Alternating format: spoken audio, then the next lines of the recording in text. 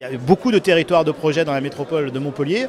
Alors j'ai pas besoin de le dire parce qu'on rend compte que la croissance démographique est déjà énorme et en même temps on est en train de créer les conditions pour que les entreprises s'implantent à la fois en termes d'activité, en termes de tertiaire, et puis on crée aussi les conditions pour qu'on puisse se loger mieux.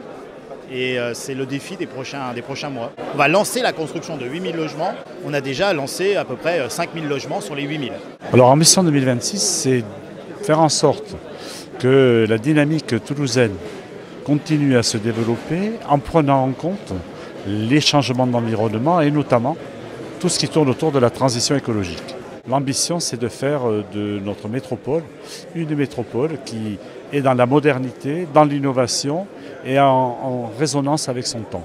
Aix-Marseille 2030, notamment sur le schéma économique que la métropole vient d'adopter, c'est comment sur les axes forts et les pans d'activité qui marquent notre territoire, c'est-à-dire le tourisme, la logistique, le numérique, l'aéronautique, on puisse intégrer la transition, qu'elle soit écologique, qu'elle soit numérique, qu'elle soit sociale. Je vous dirais d'abord des projets de mobilité.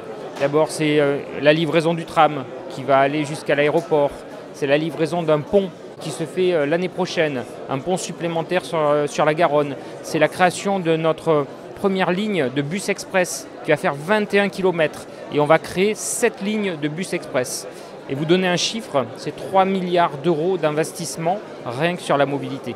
C'était un des objets aussi de la présentation d'aujourd'hui, le projet Canopée, qui est porté par un acteur privé sur une friche en réhabilitation et qui est un projet mixte entre 240 logements, qu'ils soient sociaux, en accession ou libres, et 12 000 m² de bureaux et de coworking.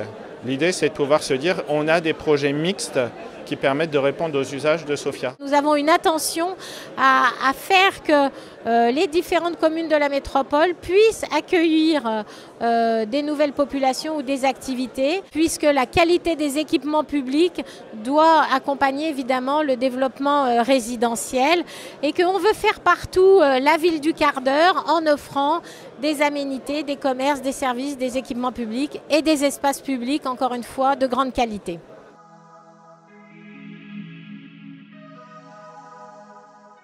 La ville de demain, naturellement, elle se dessine dans cet écosystème où nous préservons nos ressources naturelles, où sur les énergies renouvelables, nous faisons ce qu'il faut pour préserver tous les investissements à venir et le patrimoine passé qui nous a amené au classement de l'UNESCO face aux enjeux climatiques des 30 à 40 prochaines années.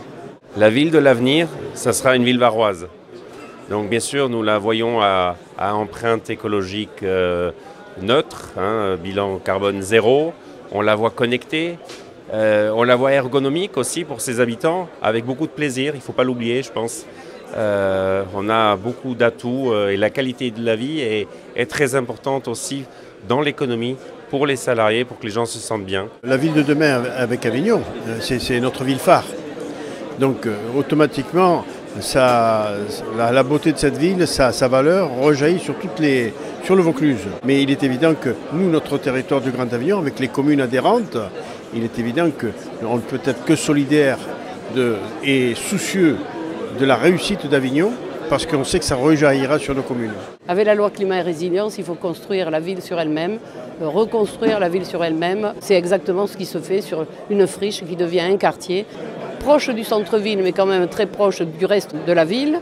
Et c'est un démonstrateur de ce que l'on doit faire en termes de végétalisation, de densification, parce qu'il ne faut pas oublier qu'il faut malgré tout densifier pour dégager du sol et faire en sorte que la vie soit agréable. Je la vois comme une ville désirable, c'est-à-dire qui permette à tout un chacun, en fonction de son pouvoir d'achat, en fonction de sa profession, en fonction de son âge, de pouvoir vivre dans une ville qui justement répond à tous les besoins de tout un chacun.